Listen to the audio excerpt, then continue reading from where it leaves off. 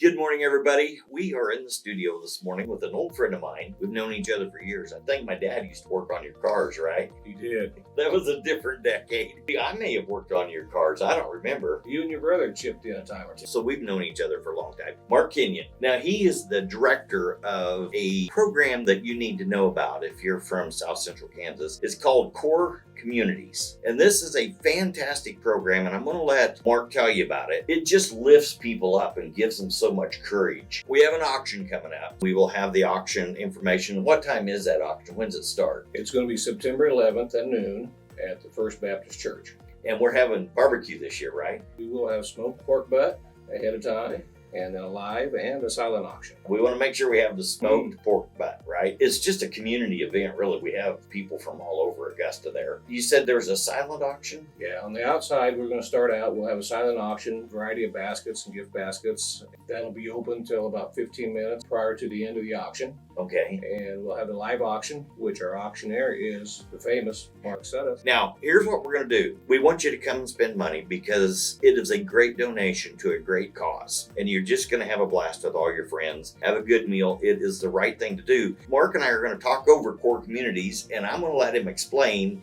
kind of how it originated, what it does, and some of the things it's done for Augusta. So with that, Mark, how did Core Communities get its foothold in Augusta? Well, about 6 years ago, Rebecca Pancratz became my boss at ESDAC. She had been with programs similar to CORE in McPherson, and she took it over and had great success. She stepped into her position, and one thing that she said was, hey, I want to bring the poverty projects to everywhere where we have a learning center. She came down, stepped into the Methodist Church, and Beth was the secretary in there and says, hey, we want to start this project and we want to start it here. Kind of interesting because her eyes got huge. The week before that, her and the pastor had just talked about doing this exact same project in Augusta. Isn't that amazing? It is. This project, the Poverty Project, I want you to tell the people a little about how it works. Now, I know I have not attended, but my wife has. Donna has been to the simulated poverty, and I guess that is just powerful. But tell us what it's about and what the goals of the Poverty Projects are, like CORE. One reference was on the poverty simulations. Rebecca has come down, presented it several times in the schools, and we had a couple times outside of that activity. Those are so powerful because it simulates what it's like go through poverty on a daily basis. Even though it's just a simulation, I've seen adults just emotionally well up. Right. Because of just the stress that's caused on that day. Imagine living like that every day of your life.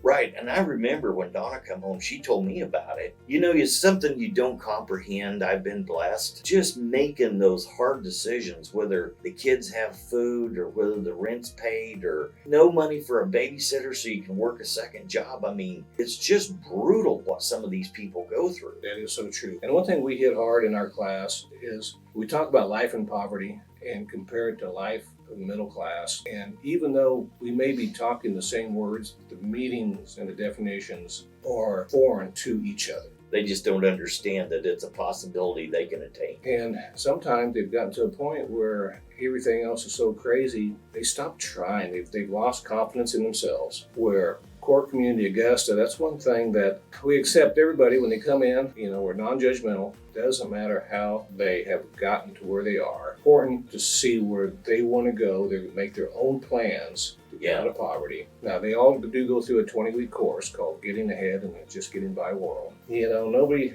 likes to be told how to do things, even if that they know it's in their best interest. Right. Now, but it's their own plan and their own goal. We want to give them everything we can to help them out to get there. Right, and what I love about the project and why it means so much to me, the community members, friends of ours here in Augusta that come along beside these people and are mentors. Terry and Cheryl Alley are mentors. They don't give people money, but they support them, they visit with them, they encourage them, and help them through the program they set out for themselves, correct? That is correct. Community partners, somebody from the middle class, we matched them up after our core leaders have gone through the 20-week class, and they end up becoming intentional friends. Mentoring has kind of a connotation that I'm the boss and I'm going to show you how to do it. But being an intentional friend is kind of like you and I going to the Y every morning. Right. You know, if we know that we're both going to be there at 8 o'clock, you've got your goals to work on, and I have mine, but we're going to hold each other accountable and just support each other. Now, you talked about the plan. I know I like to cook in our house, and I know I've had to cook for your suppers before. Is that correct? Yeah, we meet on Monday nights at 5:30, and we provide a meal and childcare. And that way the kids can go one way and the parents don't have to worry about it. And it's kind of one of those rare opportunities that they can get away and just think about themselves. You and I in the middle class, you know, we have opportunities to get away, take vacations. And very few of the people in our class have that opportunity, that luxury. It's a 24-hour struggle just to make it to the next day. But there's some beautiful things that have happened. And this is what I love about it. It's not just a handout. I mean, we're not just giving them money and let them run off into the same disasters that they have perpetuated, but you're building plans and lifting these people up. And I got a story to tell about this after I ask you this question, but just last week at the grocery store, I have a neat story to tell you. Can you give us some numbers on what you've done here in Augusta and South Central Kansas? Because for me, it is just phenomenal how many people you've graduated. How many people have stepped forward and said, hey, we want to take responsibility for ourselves, and allowed the core community system to graduate them and get them on the right feet? And that's so true, because even though we are a program about finances, you know, if you're lacking any one of 11 resources, according to Reuben Payne, you're in poverty. And we're talking 11 different ones, and financial is just one of those. We have had great success. We've had 22 graduates, 30 kids been impacted by the program. Annual income from our group is up $208,000. $208,000. That's a substantial increase It is. in their monthly income. And our goal is to get everybody to 200% of the federal poverty guideline. Because if you don't make it to that, then you start having some cliff effects where you may get a raise at work, but you lose a benefit and end up going backwards. Our debt has been lowered by $112,000. Wow. And government assistance has dropped $28,000 annually. You're working on the private side of this, giving them the tools they need and get going in life and get the kids in a good place. And the knowledge it takes that they may not have is just a cascading effect from generations. And they feel like they've just been indebted with this burden of poverty. And once they're shown an opportunity to come out of it, and then you do have government programs that are helping them, getting them going. I'm excited. I love the program and I'm really proud of it. And that's why I have you in here, because I think other people really ought to know about this and what's going on in our city and how many people are participating. It takes quite a few volunteers. Yeah, and Cheryl Alley, she coordinates our meal teams on Monday nights. And we have businesses, we have churches, we have some that do it every quarter. They've stepped up and say, this is my ministry to your group. Community has been excellent as far as stepping up. We always are still needing more core friends, which is simply the middle class step along with our leaders. Hey, well, you just brought that up, and this is off the topic, but just tell people how they can get a hold of you real quick if they want to volunteer for this, because it's a lot of fun. It's a very rewarding mission. Where I park my hat every day is at the ESDAC Learning Center. I'm the site director there. So we are at 424 Walnut, and our phone number is 316-619-3157. So if you want to get a hold of him and join in this mission, it's very rewarding. People don't understand the visceral change that these people go through. And they're so poor that little changes are big deals to them that we take for granted. Yeah, two things we look at when it comes to finances is, number one is, how can I do better with the money that I currently am bringing in?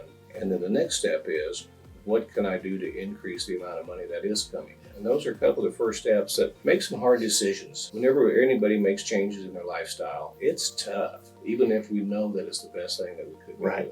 And for poor people, it's even tougher because they give up huge portions of things they enjoy. Like I said, I love the program, but the story I was telling you about was last week, I believe it was, I run into Patricia Seiler at the Dillons. She had one of her core community friends with her. Now, Patricia, she's done so well, turned her life around. She's a manager at a company, but she had her friend with her, and she's going through the program right now. I don't even know how we got on it. She knows that I have a heart for core communities, and she was telling me stuff, and her friend just chimes in, and she was going about how it's changing her life and all this, and I can't remember the gal's name. You know, it's just so good to see these people so happy to have a different aspect on life and a future, and their children have a better future. It's worth everything. So true. And to kind of piggyback on that, we had one volunteer that serving our lunches had served our lunch to an early class of the Getting Ahead. And she says, it's amazing how when they first come in, I just see quite often they're looking at their toes. And then I come back in for my next time I volunteer, and it's, maybe 3-4 weeks later, and all of a sudden, it's a whole different person. We've had people that's been with us that are not out of poverty yet, but their life is no longer on the traumatic chaos that it has been. They know where their next rent money is going to be coming from. They have their life stabilized. And once you stabilize the parents' lives, you're right, it filters down to the kids. Yeah, because then they start seeing that there's more to life than just that hand-to-mouth day-to-day, and they start succeeding in their schoolwork. They start having visions for the future. We all want our kids to do better, and the program is just amazing. And, not everybody is willing to step forward. They're happy in their way of living, and that's what they do. But then, for the ones that want to get out of it and are willing to take the effort, this is the program.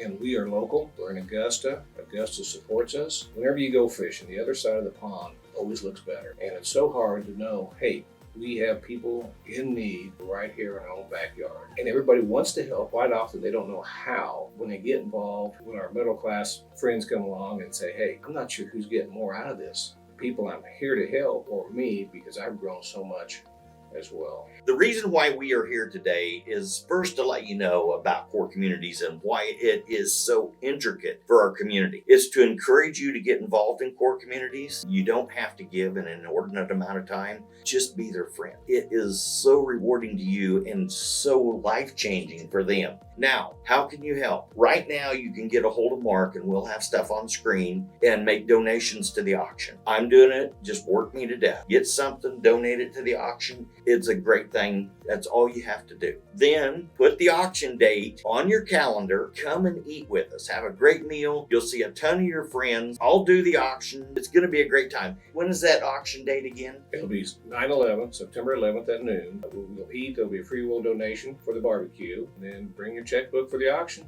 I guarantee you there's so many cool things there, and every dime you spend is making a change in somebody's life. Their prayers are for change, and you can make that change happen. Mark will be there. There'll be a lot of volunteers there. You can call him in advance, but please consider core communities. Donate to the auction. Come to the auction. Please come to the auction and bid and have fun. Give me heck. I love it. Do something, make it great, and change somebody's life. You can't find a better mission.